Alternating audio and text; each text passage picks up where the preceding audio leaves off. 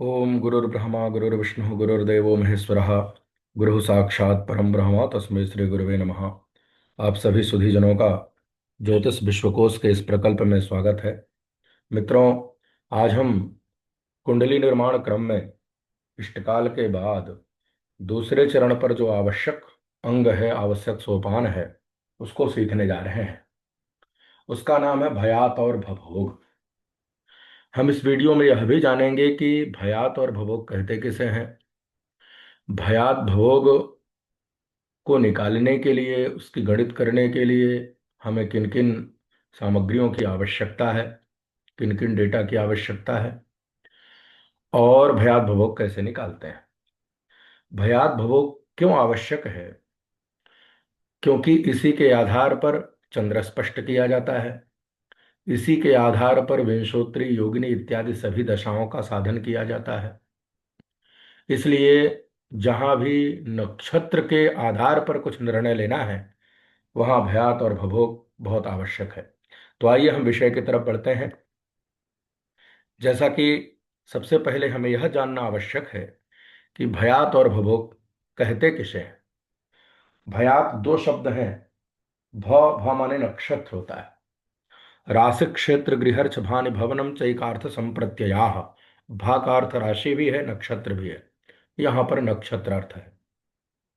यात माने बीता हुआ समय।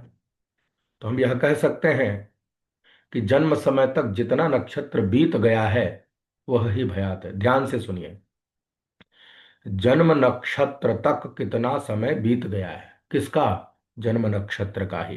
तो सरल शब्दों में आप कह सकते हैं कि जन्म नक्षत्र जन्म समय तक कितना बीता हुआ है, कितना चला चला गया है, कितना उसका हिस्सा निकल गया है, वही भयात है। भभोग भामाने नक्षत्र, भोग यानी पूरा समय, अर्थात नक्षत्र पूरा कितना है, कितना भोगेगा, यह भभोग है।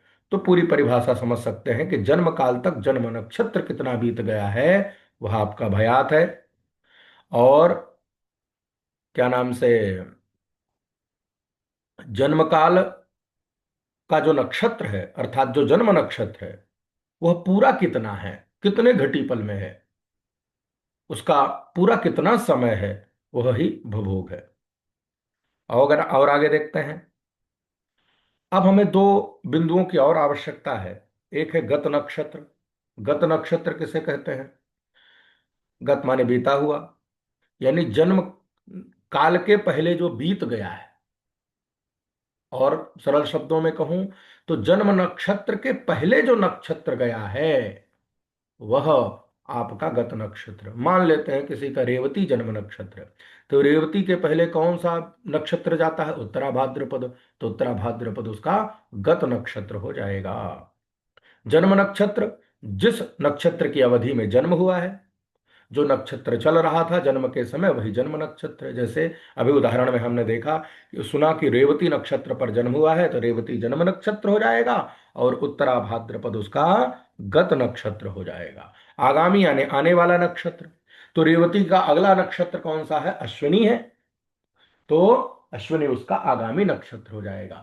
यानी जन्म नक्षत्र के पहले गत नक्षत्र, जिसमें जन्म हुआ वह जन्म नक्षत्र, और जन्म नक्षत्र के आगे वाला आगामी नक्षत्र। अब इसको उदाहरण के आधार पर समझते हैं। इस स्क्रीन में 29/8/2020 को शाम का यह पंचांग दिया गया है। यानी उस दिन का पंचांग है, शाम को 5:20 का जन्म है। ठीक है। ये 29 यहाँ पर दिनांक है। पंचांग देखने की विधि फिर धीरे धीरे हम लाएंगे, जिससे आपको और स्पष्ट हो, पर अभी ये समझें, जहां पर मेरा माउस है, ये 29 तारीख को पंचांग क्या नाम से हमने उदाहरण में लिया है। 29 अगस्त 2020 का उदाहरण है, शाम को 5:20। अब ध्यान से थोड़ा समझिए कि यहाँ 11 लिखा माने एकादशी, शाम माने शनिवार। यह घटी पल है, 9 घटी 33 पल। हमने घटी पल पर वीडियो बना दिया, आप उसे देख सकते हैं। दिन को 9:31 तक, तो कहा जाएगा कि एकादशी 9:31 तक है। 31 मिनट तक। फिर है पूषा यानी पूर्वाषाढ़ा, जो घटी पल में है 23:47, दिन के 3:13 तक। अब हमारा संदर्भ है नक्षत्र का ही, तो हम नक्षत्र पर ही चर्चा करते हैं, आगे पीछे कोई चर्चा नहीं करते हैं। तो जन्म समय है हमारा 5:20 और दिन के 3:13 तक ही नक्षत्र है। तो यदि जन्म 3:13 के पहले हुआ होता तो जन्म नक्षत्र क्या होता? पूषा यानी पूर्वाषाढ़ा होता। पर जन्म जो है 5:20 पर है, जो 3:13 के बाद आता है, इसलिए जन्म नक्षत्र अगला वाला नक्षत्र हो जाएगा ना, उत्तराषाढ़ा। जो एकादशी को प्रारंभ हुआ 29 तारीख को शाम को 3:13 से दूसरे दिन 30 तारीख को 3:18 तक है। ध्यान दीजिए, इसकी अवधि क्या है? 3:13 सायं और दोपहर के बाद, अपराह्न के बाद, दूसरे दिन अपराह्न 3:18 तक उत्तराषाढ़ा नक्षत्र है। और इसी अवधि में जन्म हुआ है 29 तारीख को ही, तो उत्तराषाढ़ा क्या हो जाएगा? जन्म नक्षत्र हो जाएगा। और जन्म के पहले बीता हुआ नक्षत्र पूर्वाषाढ़ा है, तो यह गत नक्षत्र हो जाएगा। और उत्तराषाढ़ा के बाद श्रवण नक्षत्र आ रहा है, तो वह आगामी नक्षत्र हो जाएगा। अभी फिलहाल हमें आवश्यकता केवल गत नक्षत्र और जन्म नक्षत्र की है। ठीक है, इसको और स्पष्ट यहां समझ लेते हैं। पूर्वाषाढ़ा हमारा गत नक्षत्र है और उत्तराषाढ़ा हमारा जन्म नक्षत्र है, पहले स्पष्ट कर दिया गया है। आप इसको अच्छी से तरह से देख सकते हैं और लिख सकते हैं। अब थोड़ा डायग्राम में समझ लेते हैं कि भयात किसे कहते हैं, भभोग किसे कहते हैं। गत नक्षत्र का जो समाप्ति काल है, वही हमारे जन्म नक्षत्र का प्रारंभ काल है। फिर से सुनिए, गत नक्षत्र जहां पर, जिस बिंदु पर, जिस समय समाप्त होगा, जैसे 3:13 पर समाप्त हो रहा था, तो उत्तराषाढ़ा प्रारंभ कहाँ हो रहा था? वहीं से हो रहा था। तो गत नक्षत्र के समाप्ति काल से आपका जो इष्ट काल है, इष्ट काल क्या है? जन्म समय। हमने इष्टकाल के संदर्भ में समझा इस बिंदु को। तो जन्म समय तक जो समय बीत जाता है, यानी गत नक्षत्र से जन्म समय तक का बीता हुआ समय क्या है? आपका भयात है। तो हमने एक उदाहरण ये लिया कि मान लीजिए ये इष्टकाल है, दूसरा उदाहरण लिया कि मान लीजिए ये इष्टकाल है, तो गत नक्षत्र से पूरा भयात ये हो जाएगा। यदि हमारा इष्टकाल ये है, तो ये पूरा भयात हो जाएगा। भवोग, गत नक्षत्र का समाप्ति काल और जन्म नक्षत्र का समाप्ति काल, यानी जन्म नक्षत्र जहां से प्रारंभ हुआ, जहां तक है, वह पूरा क्षण, वह पूरी अवधि, वह पूरे घंटे मिनट क्या है? भवोग है। ठीक है, अब भयात साधन की विधि देखते हैं। सूत्र कहता है 60 में गत नक्षत्र घटा दीजिए और उसमें इष्टकाल जोड़ दीजिए, तो भयात आ जाएगा। 60 घटी में, ये घटी पल हैं, 60 घटी में गत नक्षत्र के घटी पलों को घटा दीजिए, इष्टकाल को जोड़ दीजिए, भयात आ जाएगा। क्यों 60 में घटाते हैं, क्यों इष्टकाल जोड़ते हैं, यह धीरे धीरे आपको अभ्यास से समझ में आने लगेगा। यहां पर उदाहरण जो लिया गया है वो 29:20 हमारा जो इष्टकाल है उसके आधार पर लिया गया है। गत नक्षत्र 23:47, 60 में घटाइए। अब 00 में 47 घटेगा नहीं, हमने पहले भी समझा है। 60 से एक घटी उधार लेंगे, पर 00 क्या है? शून्य शून्य क्या है? पल है। तो जब घटी के पास पल आएगा, तो एक घटी ना होकर वो पल में बदल जाएगा। 60 से तो निकला था एक, पर पल के पास आते हो गया वह 60। तो हम कहेंगे यहां बचा 59, 59, और यहां बचा 60, 60। अब 60 में 47 को घटाइए, अब घट जाएगा। बहुत बढ़िया, 10 में से 7 गए 3, 5 में से 4 गए 1, अब यहां बचा था 59, 59। तो 9 में से 3 गए 6, 5 में से 2 गए 3। तो 36, 13, 36 घटी 13 पले शेष घटी है। किस चीज की शेष घटी है? 60 और गत नक्षत्र के बीच की। उसमें अपना इष्टकाल जोड़ दीजिए। 60 माइनस गत नक्षत्र हमने किया, इष्टकाल को जोड़ देते हैं।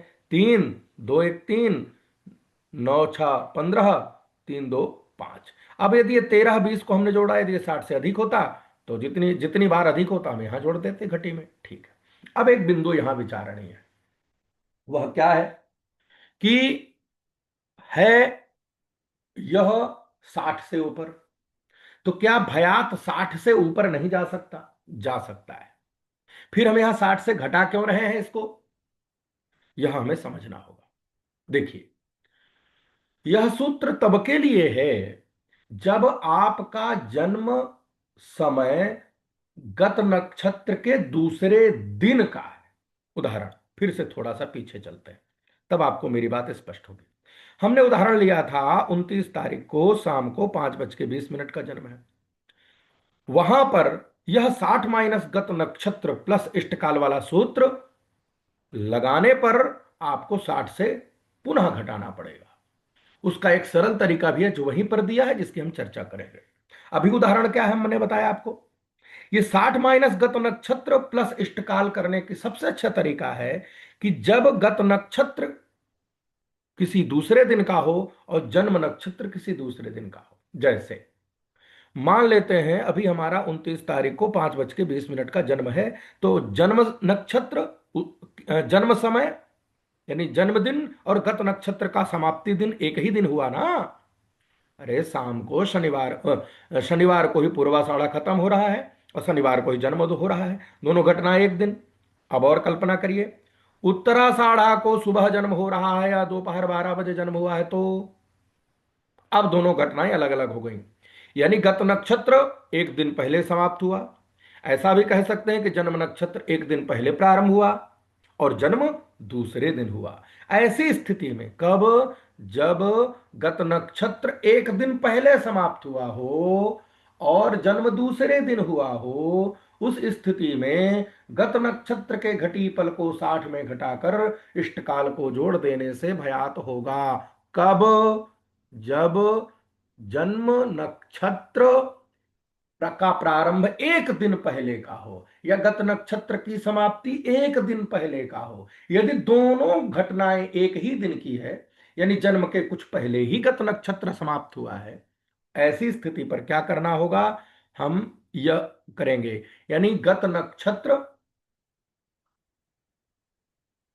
में हमारा जो इष्टकाल है उसी में गत नक्षत्र को घटा देंगे। यहां पर हमने थोड़ा सा उल्टा लिख दिया है। इष्टकाल है 29-20 और 23-47 हमारा गत नक्षत्र है। तो गत नक्षत्र को इष्टकाल समझे, इष्टकाल को गत नक्षत्र समझे। पहले भी यहां बताया गया है, इससे आप अनुवर्तन कर सकते हैं। 29-20 इष्टकाल में गत नक्षत्र को घटा दीजिए। तो यदि दोनों घटनाएं एक ही दिन की हैं, यानी जन्मदिन उसी दिन का है और गत नक्षत्र भी उसी दिन समाप्त हुआ है, तो फिर आपको 60 से घटाने की आवश्यकता नहीं है। आप डायरेक्ट क्या करिए, इष्टकाल में गत नक्षत्र को घटा दीजिए। इष्टकाल में गत नक्षत्र को घटा दीजिए, आपका इष्टकाल आ जाएगा, जो यहां पर स्पष्ट है। सूत्र क्या कहता है, गतर्क्ष घटिका खांग, गतर्क्ष घटिका खांग शुद्धा स्वेष्ट घटी युता भयातम स्यात्। यहां तक भयात का सूत्र है। कहां तक, गतर्क्ष घटिका खांग शुद्धा स्वेष्ट घटी युता भयातम स्यात्। थोड़ा शब्दार्थ समझ लेते हैं। खा माने होता है शून्य, अंग माने होता है 6, अंग का नाम वामतो गति, उल्टा रखिए 60 हो जाएगा। खांग माने 60। गतर्क्ष, ऋक्ष माने होता है नक्षत्र, गतर्क्ष माने गत नक्षत्र। गत नक्षत्र की घटिकाओं को 60 से घटा दीजिए, शुद्ध यानी घटा दीजिए, शुद्ध कर लीजिए। स्व माने खुद की, इष्ट घटी यानी इष्टकाल को, युत माने जोड़ दीजिए, यानी 60 माइनस गत नक्षत्र प्लस इष्टकाल। यदि जन्म नक्षत्र और गत नक्षत्र दोनों अलग अलग दिन के हों तो, जो मैंने पहले बता दिया। अब ऐसा समझ सकते हैं आप कि गत नक्षत्र पहले दिन यहां समाप्त हुआ और दूसरा दिन यहां से प्रारंभ हो रहा है। ऐसी स्थिति पर आपका भयात ये होगा, और आपका इष्टकाल यदि ये है तो भयात ये होगा। चेद यातर्छ घटी स्वेष्टात। अब दूसरी स्थिति, यानी उसी दिन जन्म नक्षत्र आपका प्रारंभ हुआ है और उसी दिन आपका जन्म हो गया है। ऐसा भी कह सकते हैं कि उसी दिन गत नक्षत्र की समाप्ति हुई है और उसी दिन जन्म हो गया है।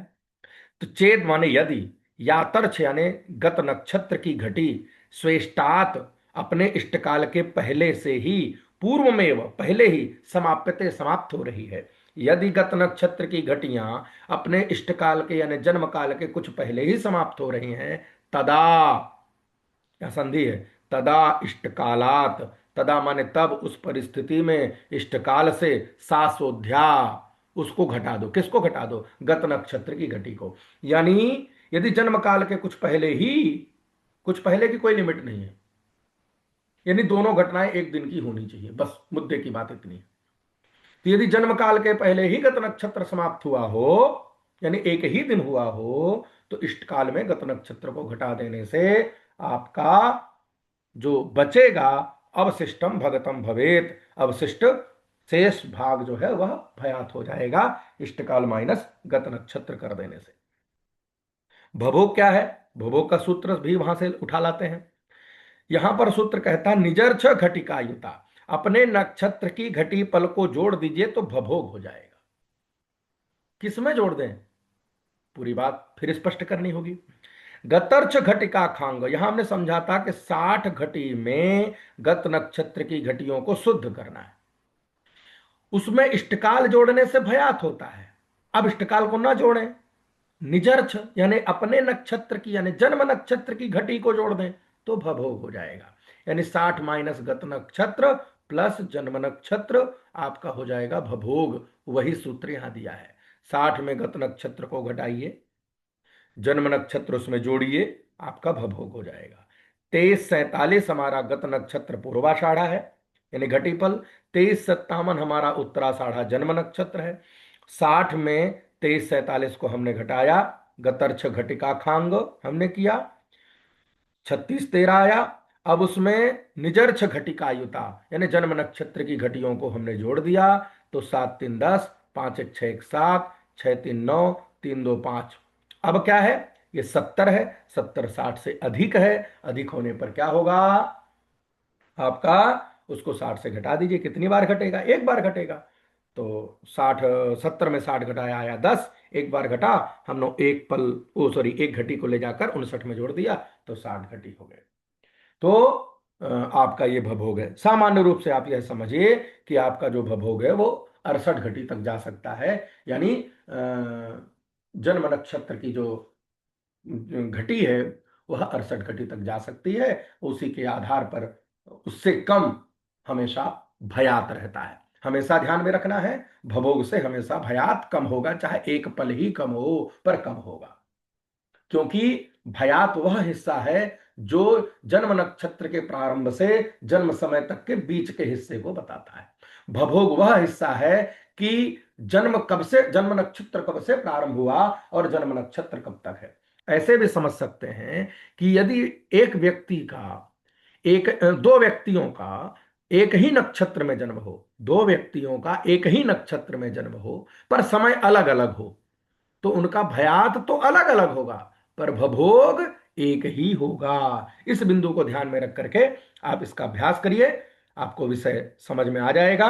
यदि इससे संबंधित और भी कोई प्रश्न है तो आप चर्चा कर सकते हैं, आपका स्वागत है। आप क्रमशः अपने विषयों का अध्ययन करें, शास्त्रीय रीति से अध्ययन करें, यही ज्योतिष विश्वकोश के इस प्रकल्प का उद्देश्य है। आप सभी को धन्यवाद। जय श्री राम।